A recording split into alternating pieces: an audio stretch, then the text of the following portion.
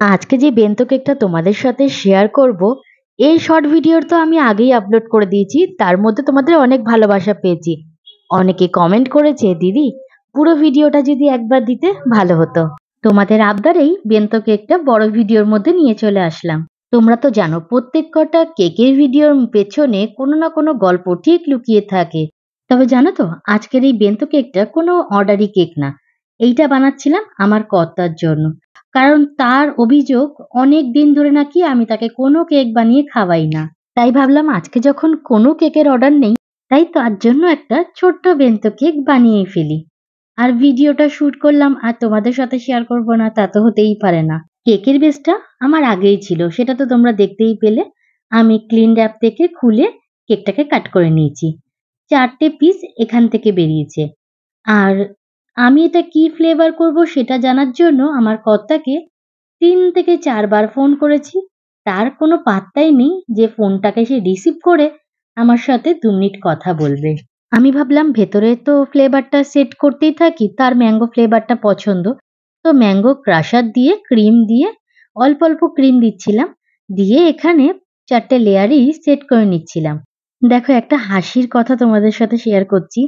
আমি যে পাইপিং ব্যাগের মধ্যে ক্রিমটা নিয়ে এখানটায় ডেকোরেশন করার চেষ্টা করছি, একমাত্র বাড়ির কেকগুলোর সাথেই এইরকম নাইনসাফি হয়ে যায়। পাইপিং ব্যাগটা ফেটে গেছে, তাও ওটা দিয়েই আমি কাজ করে যাচ্ছি। তোমাদের সাথে গল্প করতে করতে আমার কিন্তু 4টে লেয়ারে ক্রিম কিন্তু ভালো মতো সেট করে নেওয়া হয়ে গেছে। এইবার আমি ক্রাম কোটিং করব, তারপর কিছুক্ষণ ফ্রিজে সেট করতে দেব। আমার ভিডিওগুলো তোমাদের ভালো লাগলে প্লিজ আমার চ্যানেলটাকে সাবস্ক্রাইব করে রেখো। তার সাথে বেল আইকনটাকে প্রেস করতে একদম ভুলে যেও না। আমি নতুন কোনো ভিডিও আপলোড করলে সবার আগে নোটিফিকেশনটা তোমাদের ফোনেই নক করবে। আর যারা এই ভিডিওটা ফেসবুকে দেখবে, তাদের যদি আমার এই কাজগুলো ভালো লাগে, তো আমার রিকোয়েস্টটা রেখো, আমার পেজটাকে ফলো করে আমার পাশে থেকো। কারণ তোমাদের ভালোবাসা, তোমাদের সাপোর্ট ছাড়া আমি কিন্তু নিরুপায়। তবে ভিডিওটা যারাই দেখবে, এই ভিডিওটা যদি তোমাদের প্রথম থেকে শেষ অবধি দেখার পরে ভালো লাগে, তো প্লিজ একটা ছোট্ট করে কমেন্ট করে দিও। এই তো গেল কেকের গল্প। এইবার কিন্তু সত্যি সত্যি জানো তো, কেকটা করতে করতে আমার মাথা ভীষণই গরম হয়ে গেছিল। কন্টিনিউ আমি আমার হাজবেন্ডকে ফোন করে যাচ্ছিলাম, কিন্তু তার কোনোরকম কোনো পাত্তা পাচ্ছিলাম না। একেতে তো ওয়েদার গরম, তার উপরে মাথা গরম, কেক বেচারা যাবে কোথায়। ব্যাস, যত রাগ ছিল সবটাই কিন্তু উতরে দিলাম কেকের উপরে। তো ভিডিওটা স্কিপ না করে প্রথম থেকে শেষ অবধি দেখো। আর তোমরা নিজেরাই বলো কিন্তু কেকের ডেকোরেশনটা একদম ঠিকঠাক করেছিলাম কিনা হাজবেন্ডের জন্য।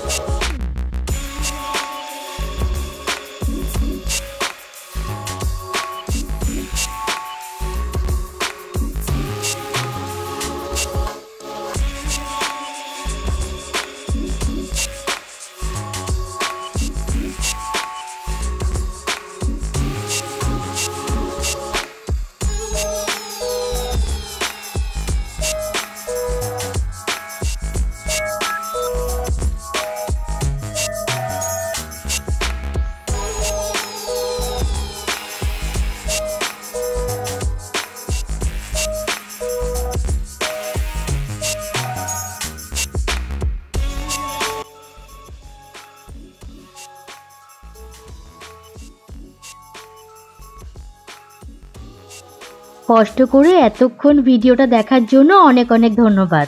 তোমরা হয়তো ভিডিওটা দেখে বা কেকের ডেকোরেশন দেখে বুঝতেই পারছো মাথা আমার কতটা গরম হয়ে গেছিল, কিন্তু কিছু করার ছিল না।